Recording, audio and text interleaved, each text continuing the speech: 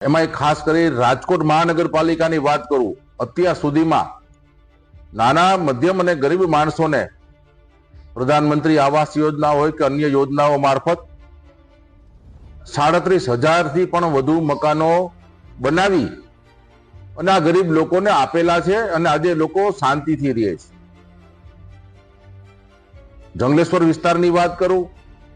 તો જંગલેશ્વર વિસ્તારમાં જે નદી કાંઠો અને નદીનો પટ અને જે ટીપીનો રોડ હતો એનું જે કઈ અતિક્રમણ હતું, દબાણ હતું,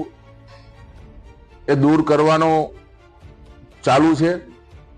અને લગભગ કાલ સુધીમાં એ કામ પણ પૂરું થઈ જશે। આ જે દબાણો હતા જે નદીના પટના, એમાં અત્યાર સુધીમાં રાજકોટ મ્યુનિસિપલ કોર્પોરેશને મારી પાસે હમણાં જ જેમના તંત્ર પાસેથી માહિતી લીધી એ દરમિયાન અગાઉ 500 જેટલા લોકોને ત્યાં એના આવાસો આપવામાં આવેલા હતા।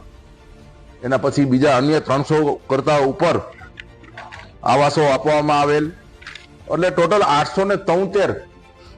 આવાસો પણ એ લોકોને આપવામાં આવેલ હતા।